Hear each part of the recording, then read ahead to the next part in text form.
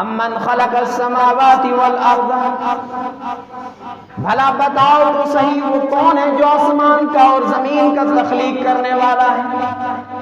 کس نے آسمان کو اور زمین کو پیدا کیا؟ اِنَّا أَنزَلْنَا السَّمَاءَ مَاءً، وہ کون ہے جو آسمان سے پانی نازل کرتا ہے؟ فَأَنبَتْنَا بِهِ حَدَائِقَ ذَاتَ بَهْجَةٍ، اور وہ کون ہے کہ ان پانی کے ذریعے زمین سے ہرے بھرے بارونق باغات اگاتے ہیں؟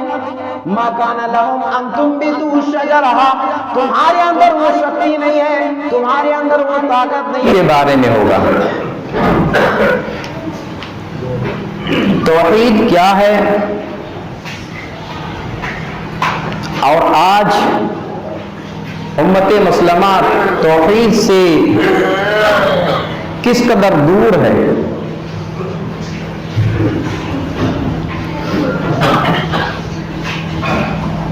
توحید دین اسلام کی ایک بنیاد ہے، ایک بیس ہے، ایک جڑ ہے۔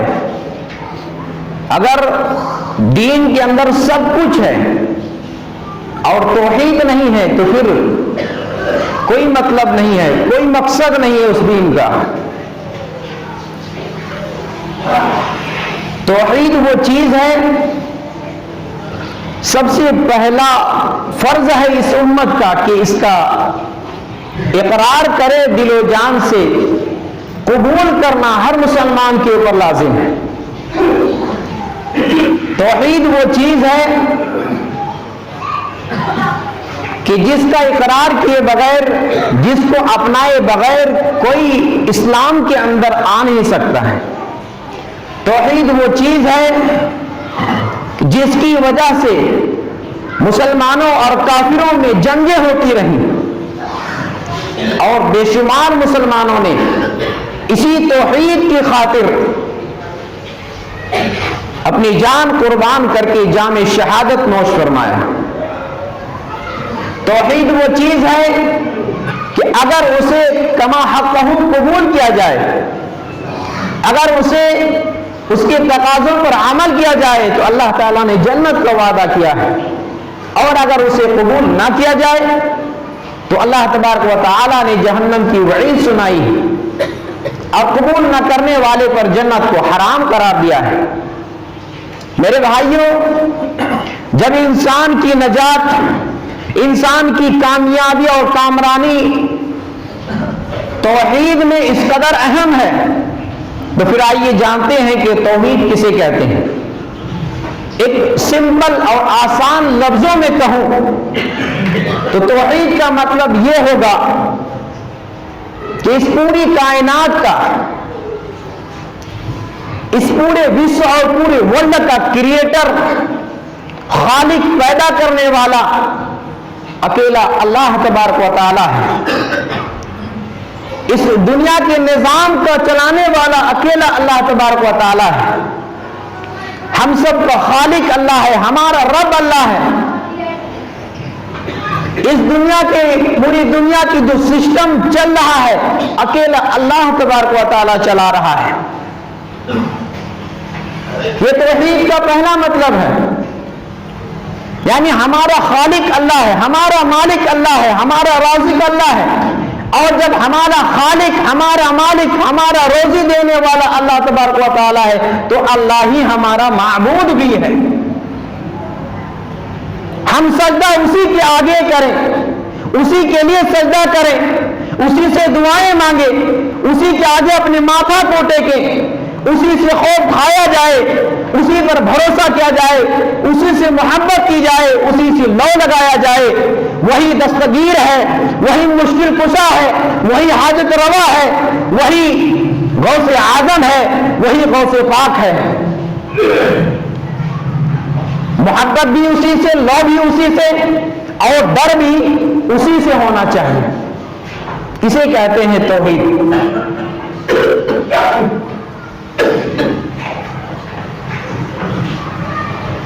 توحید کا دائرہ بڑا ہی وسیع ہے،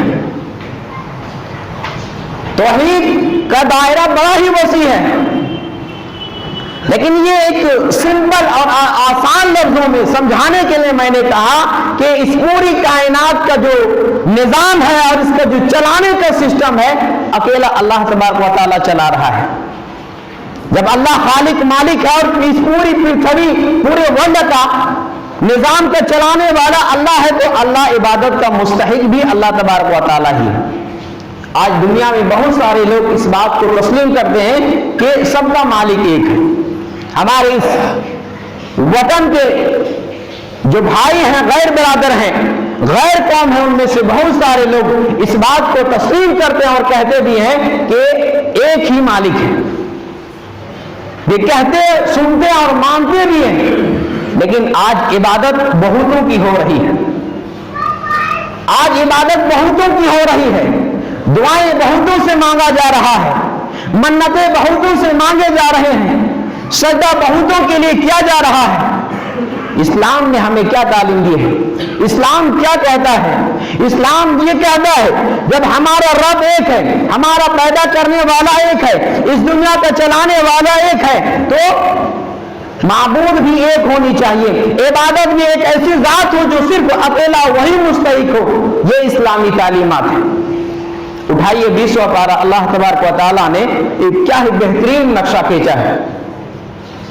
فرمایا اللہ سبحانہ تبارک و تعالیٰ نے امن خلق السماوات والارض, بھلا بتاؤ تو صحیح وہ کون ہے جو آسمان کا اور زمین کا تخلیق کرنے والا ہے. کس نے آسمان کو اور زمین کو پیدا کیا؟ انا انزلنا السماء ماء, وہ کون ہے جو آسمان سے پانی نازل کرتا ہے. فَأَنبَتْنَا بِهِ حَدَائِقَ ذَاتَ بَهْجَةٍ, اور وہ کون ہے کہ ان پانی کے ذریعے زمین سے ہرے بھرے بارونق باغات اگاتے ہیں.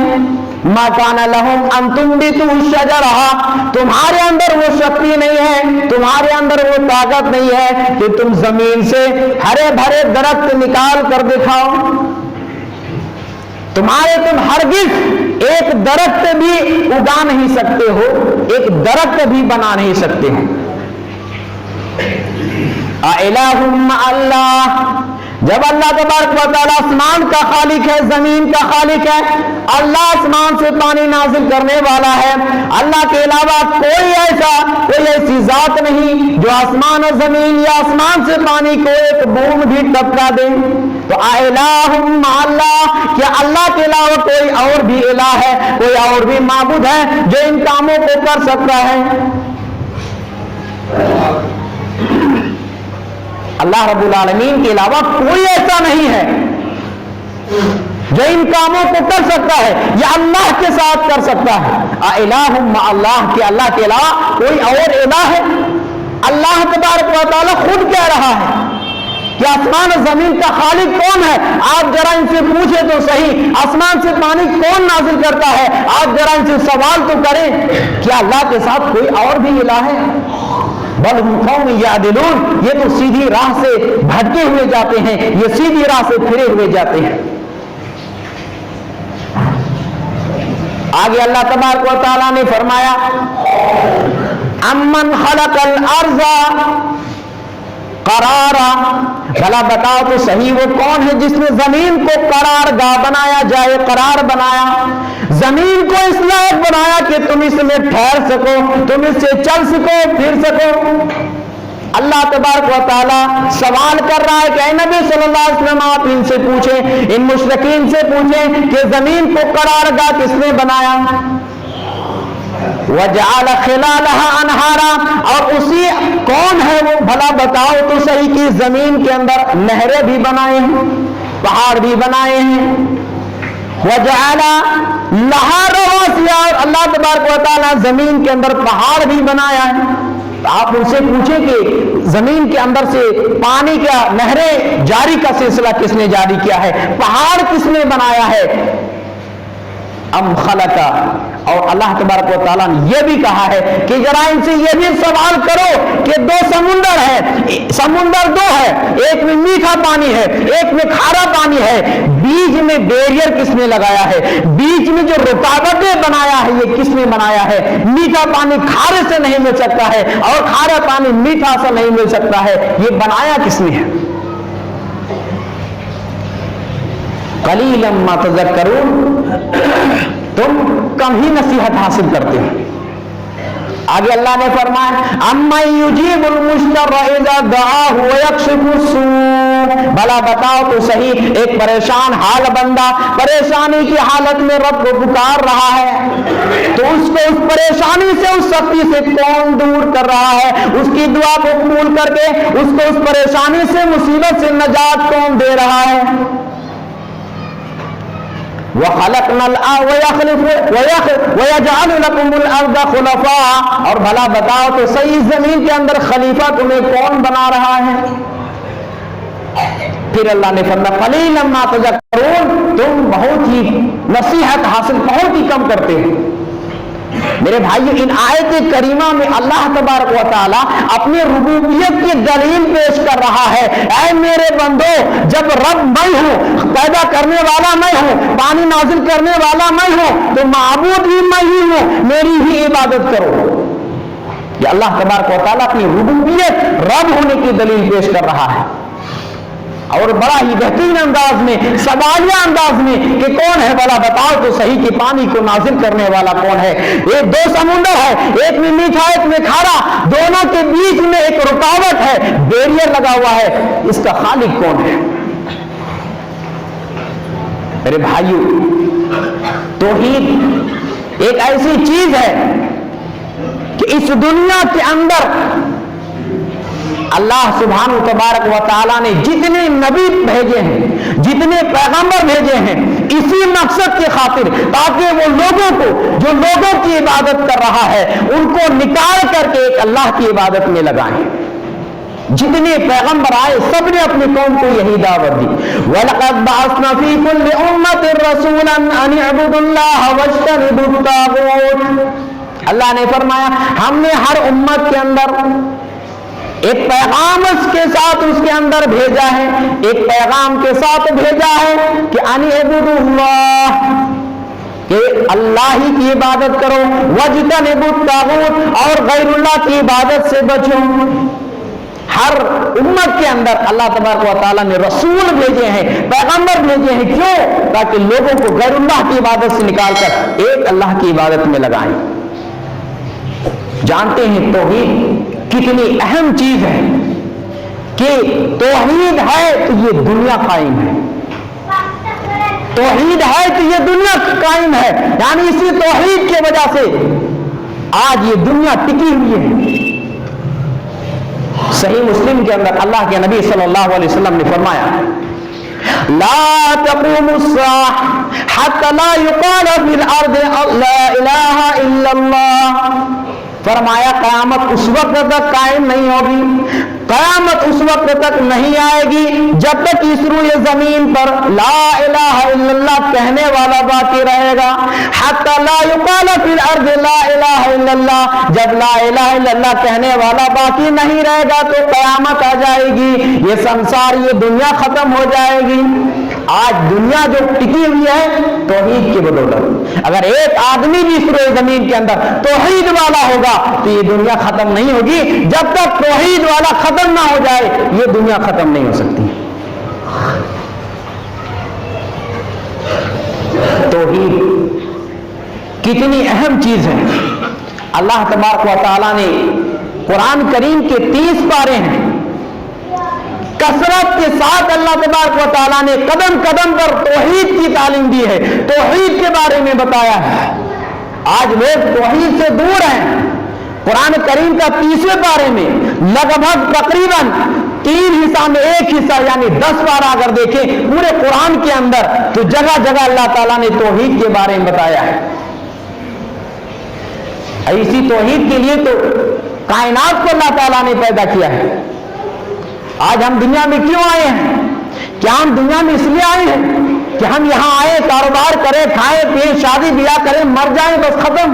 نہیں میرے بھائیو، اللہ تعالیٰ نے سورہ زاریات کے اندر 27ویں پارے میں اللہ تعالیٰ نے مقصد کو واضح کیا ہے کہ وما خلقت الجن والانس الا لیعبدون، کہ میں نے جن اور انسان کو اپنی توحید کے لیے پیدا کیا ہے تاکہ میری ہی عبادت کریں۔ پیدا کرنے کا مقصد اللہ کی عبادت، اور یہی تو توحید ہے۔ توحید کا سار و دار و مدار عبادت پر ٹکی ہوئی ہے۔ اللہ تبارک و تعالیٰ نے قرآن کریم میں کہیں یہ نہیں کہا ہے کہ میں معاف نہیں کروں گا۔ اللہ تبارک و تعالیٰ نے قرآن مجید کے اندر کہیں غفار کہا ہے کہ میں معاف کرنے والا ہوں، کہیں رحمان کہا ہے رحم کرنے والا ہوں، کہیں رحیم کہا ہے، کہیں تواب کہا ہے اے میرے بندو توبہ کرو میں تمہیں معاف کر دوں گا۔ لیکن اسی اللہ نے شرک کے بارے میں یہ کہا ہے ان اللہ لا یغفر ان یشرک بہ ویغفر ما دون ذلک لمن یشاء، یقیناً اللہ تبارک و تعالیٰ شرک کرنے والے کو معاف نہیں کرے گا۔ ہاں شرک کے علاوہ اور جو گناہ ہے اللہ جس کے لیے چاہے گا معاف فرما دے گا، لیکن شرک ایک ایسا گناہ ہے جو اللہ تبارک و تعالیٰ بغیر توبہ کے مر گیا تو اس کی مغفرت نہیں ہوگی۔ توحید اس دنیا کے اندر سب سے بڑی نیکی ہے اور سب سے بڑا گناہ شرک ہے۔ تو شرک کے بارے میں اللہ نے مزید ایک دوسرے مقام پر فرمایا انہ من یشرک باللہ فقد حرم اللہ علیہ الجنہ، جو بھی شخص اللہ کے ساتھ شرک کرے گا اللہ نے اس کے اوپر جنت کو حرام قرار دیا ہے، ومأواہ النار، اس کا ٹھکانہ جہنم ہے، وما للظالمین من انصار، اور ظالموں کا کوئی مددگار نہیں ہے۔ میرے بھائیو آج لوگ کہتے ہیں کہ قیامت کا دن ہوگا ہم رسول اللہ صلی اللہ علیہ وسلم کے دامن کو پکڑ لیں گے، دامن کو تھام لیں گے، لیکن شرک کرنے والے رسول اللہ صلی اللہ علیہ وسلم کی دامن کو تھامنے سے محروم رہیں گے۔ حضرت صحیح بخاری کی روایت ہے، حضرت ابو ہریرہ راوی حدیث بیان کرتے ہیں کہ اللہ کے نبی صلی اللہ علیہ وسلم سے ایک مرتبہ سوال کیا کہ یا رسول اللہ من اسعد الناس بشفاعتک یوم القیامہ، اللہ کے نبی صلی اللہ علیہ وسلم قیامت کے دن آپ کی شفاعت کی سعادت کا، آپ کی شفاعت کی سعادت کا سب سے زیادہ مستحق کون ہوگا؟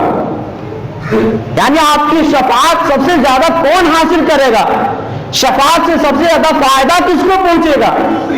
اللہ کے نبی صلی اللہ علیہ وسلم نے کہا لقد ظننت یا ابا ہریرہ اللہ یسألنی ھذا الحدیث احد، فرمایا کہ اے ابو ہریرہ مجھے یہ گمان تھا، یہ خیال تھا کہ اس حدیث کو تم سے پہلے کوئی اور نہیں پوچھے گا، لما رأیت من حرصک علی الحدیث، کیونکہ میں سب سے زیادہ تمہیں دیکھ رہا ہوں حدیث کو لینے میں حریص ہو، حدیث کو لینے میں لالچی ہو۔ حضرت ابو ہریرہ رضی اللہ عنہ وہ صحابہ رسول ہیں، آج ہمارے مسلمان بھائی بھی اور علماء کی جماعت بھی ان کو بہت اچھا نہیں سمجھتی۔ کیوں؟ اس لیے کہ اکثر وہ حدیثیں جہاں اختلاف ہے اس اختلاف کو ختم کرنے کے لیے اگر حدیثوں کو تلاش کیا جاتا ہے تو ابو ہریرہ رضی اللہ عنہ صحابہ رسول کا نام پہلے آتا ہے۔ عن ابی ہریرہ رضی اللہ عنہ قال قال رسول اللہ صلی اللہ علیہ وسلم لا صلاۃ لمن لم یقرأ بفاتحۃ الکتاب، ابو ہریرہ کا نام آتا ہے۔ ابو ہریرہ یعنی بیان کرتے ہیں اللہ کے رسول صلی اللہ علیہ وسلم نے فرمایا اس کی نماز نہیں جس نے سورہ فاتحہ نہیں پڑھی۔ یہ ایک مثال میں دے رہا ہوں، بہت ساری مثالیں ہیں۔ صحابہ رسول حضرت ابو ہریرہ رضی اللہ عنہ وہ صحابہ رسول ہیں جس نے سب سے زیادہ حدیث کو روایت کیا ہے۔ اللہ کے نبی صلی اللہ علیہ وسلم کیا فرماتے ہیں کہ اے ابو ہریرہ مجھے یہ گمان کا خیال تھا کہ تم سے پہلے اس حدیث کو کوئی نہیں پوچھے گا، کیونکہ سب سے زیادہ حدیث کو لینے میں تمہیں دیکھ رہا ہوں۔ اس کے بعد اللہ کے نبی صلی اللہ علیہ وسلم ان کے سوال کا جواب دیتے ہیں کہ اے ابو ہریرہ من اسعد الناس بشفاعت یوم القیامہ، قیامت کے دن میری شفاعت کا مستحق سب سے زیادہ کون ہوگا؟ من قال لا الہ الا اللہ خالصا من قبل نفسہ، اے ابو ہریرہ قیامت کے دن میری شفاعت کا سب سے زیادہ مستحق وہ شخص ہوگا جس نے خلوص دل سے لا الہ الا اللہ کہا ہوگا۔ اللہ اکبر، یہ توحید کی فضیلت ہے، یہ توحید کی اہمیت ہے کہ اگر یہ چیز ہے اللہ پر کامل یقین ہے تو اللہ کے نبی صلی اللہ علیہ وسلم کی قیامت کے دن شفاعت کا مستحق ہوگا۔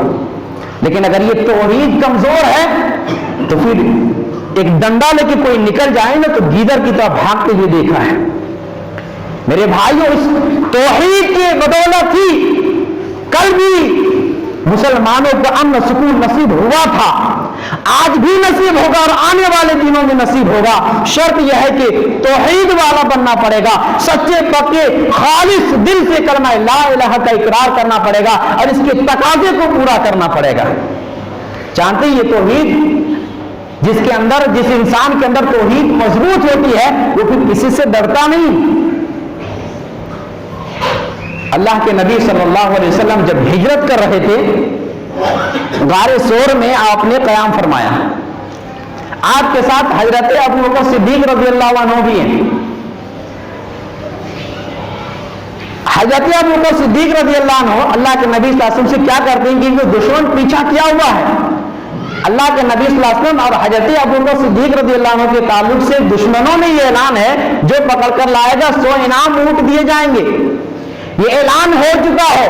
دشمن تعاقب کر رہا ہے, پیچھے پیچھے غار تک پہنچا ہوا ہے. ابو بکر رضی اللہ عنہ دیکھ لیتے ہیں. اللہ کے نبی صلی اللہ علیہ وسلم سے کہتے ہیں کہ لو ان احدهم نظر تحت قدميه لابصرنا. اللہ کے نبی صلی اللہ علیہ وسلم یہ مشرکین یہ دشمن اگر اپنی قدموں کی طرف دیکھ لیں لابصرنا یہ ہمیں دیکھ لیں گے. اللہ کے نبی صلی اللہ علیہ وسلم کا یقین کامل دیکھیے کیا کہتے ہیں یا ابا بکر ما ظنک یا ابا بکر بِإِثْنَيْنِ اللَّهُ ثَالِثُهُمَا. اے ابو بکر ان دونوں کا کوئی کیا کچھ بگاڑ سکتا ہے جن کے ساتھ تیسرا اللہ ہو. اے ابو بکر اور اسی سلسلے میں اسی واقعے کے تعلق سے اللہ نے فرمایا تھا لا تحزن ان اللہ معنا. اے ابو بکر گھبرانے کی ضرورت نہیں ہے, اللہ ہمارے ساتھ ہے. میرے بھائیو یہ کامل یقین اللہ کی ذات پر ہو جائے تو پھر اس کی توحید مضبوط ہونے کی وجہ سے وہ کسی انسان سے پھر ڈرتا نہیں.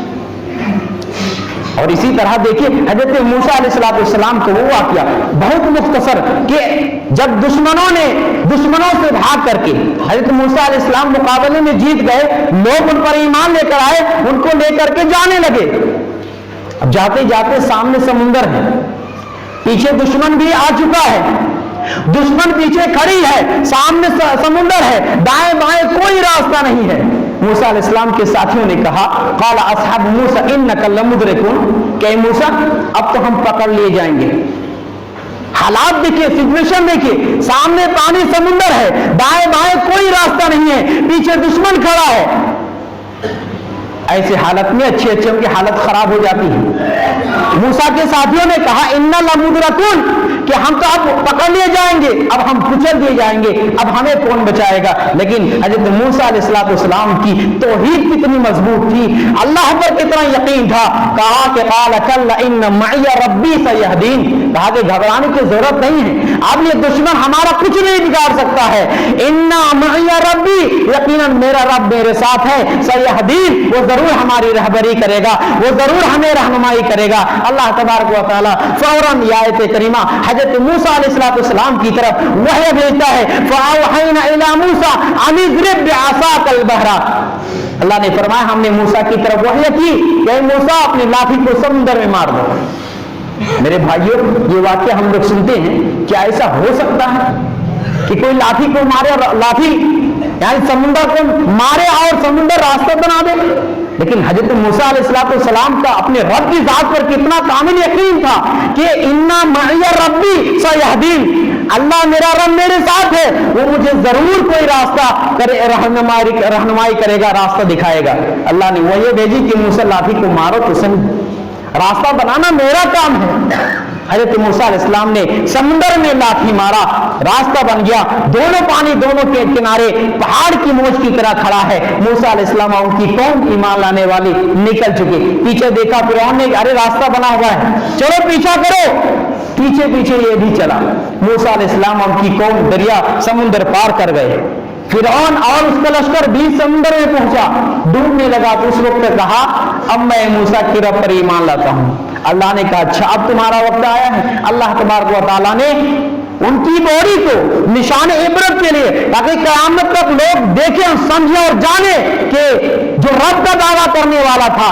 اللہ نے کہا اب تمہارا ایمان لانا کوئی فائدہ نہیں ہے, تمہیں پانی میں ڈبو ڈبو کر کے مارا اور اس کی باڈی کو آج بھی محفوظ رکھا ہے. تو میرے بھائیوں کہنے کا مقصد کیا ہے کہ اس روئے زمین کے اندر, اس روئے زمین اللہ کی ہے. اللہ کا دیا ہوا اناج ہم کھا رہے ہیں، اللہ کی آکسیجن کی سانس ہم لے رہے ہیں، اور اسی روئے زمین پر ہم اللہ کو چھوڑ کر غیر اللہ کے آگے جھک جائیں، اللہ کو چھوڑ کر غیر اللہ کے یہاں اپنے ماتھا ٹیکیں، یہ کتنی شرم کی بات ہے۔ اس سے زیادہ شرم کی بات کوئی کچھ اور ہو نہیں سکتی ہے کہ ہم اللہ کا دیا ہوا کھائیں، اللہ کا دیا ہوا پیئیں، اللہ کا دیا ہوا ہم پہنیں، اور اسی کی زمین میں ہم سانسیں لیں، رہیں سہیں، اور ہم غیر اللہ کی عبادت کریں، غیر اللہ کے یہاں اپنے ماتھا ٹیکیں۔ اللہ تعالیٰ نے سورہ حج میں کیا ہے بہترین مثال دی ہے کہ یا ایھا الناس، اے لوگوں، ایک مثال بیان کی جا رہی ہے، فاستمعوا لہ، اسے غور سے سنو۔ مثال کیا ہے؟ مثال یہ ہے کہ اللہ کے علاوہ ان الذین تدعون من دون اللہ، اللہ کے علاوہ جن جن کو تم پکارتے ہو، لن یخلقوا ذبابا ولو اجتمعوا لہ، یہ تمہاری دعاؤں سننے کی تو بہت دور کی بات ہے، تمہیں بیٹا بیٹی تمہارے پریشانی کو ٹھیک کرنا تو بہت دور کی بات ہے، ایک حقیر سی مخلوق، ایک مکھی بھی یہ پیدا نہیں کر سکتے ہیں۔ لن یخلقوا ذبابا ولو اجتمعوا، اگرچہ تمہارے جتنے بابا بیٹھے ہوئے ہیں، جتنے بھی تمہارے یہ معبودان باطلہ ہیں، سب کو اکٹھا کر لو، ایک مکھی بھی یہ پیدا نہیں کر سکتے ہیں۔ پیدا کرنا تو دور کی بات ہے، وَإِن يَسْلُبْهُمُ الذُّبَابُ، اگر یہ مکھی وہاں سے کچھ لے بھاگے، جو تبرک تم چڑھاتے ہیں، جو بتاشا اور جو مٹھائیاں تم چڑھاتے ہو، جو دودھ اور گھی تم شکر ڈالتے ہو، اگر یہ مکھی کچھ لے بھاگے تو وہ اس کو چھین نہیں سکتے ہیں۔ ضعف الطالب والمطلوب، کیا ہی کمزور ہے طلب کرنے والا اور جس سے طلب کیا جا رہا ہے۔ میرے بھائیوں، اس سے بہترین مثال قرآن کے اندر اور کیا ہو سکتی ہے؟ ایک اللہ کی بندوں کو سمجھنے کے لیے، اس قرآن کی آیت پر غور کرنے کے لیے آج ہم اللہ کو چھوڑ کر کے درگاہوں اور مزاروں پر اور نہ جانے کتنی جگہ جا کر کے ہم اللہ کے ساتھ غیر کو شریک کرتے ہیں۔ اس سے زیادہ افسوس اور شرم کی بات کوئی ہو نہیں سکتی ہے۔ آج ہم پریشان ہیں اس لیے کہ آج ہم نے توحید کو چھوڑ دیا ہے اور شرک کو ہم نے توحید سمجھ بیٹھا ہے۔ میرے بھائیوں، وقت زیادہ ہو رہا ہے، انشاءاللہ پھر آنے والے جمعہ جو باتیں ہیں آپ کے سامنے رکھنے کی کوشش کریں گے۔ آخر میں دعا ہے کہ اللہ تعالی ہم سب کو کہنے سننے زیادہ عمل کرنے کی توفیق دے۔ اللہ تعالی ہم سب کو توحید پر قائم اور دائم رکھے، ہم سب کو شرک سے بچنے کی توفیق دے۔ العالمین، یہ بھی دعا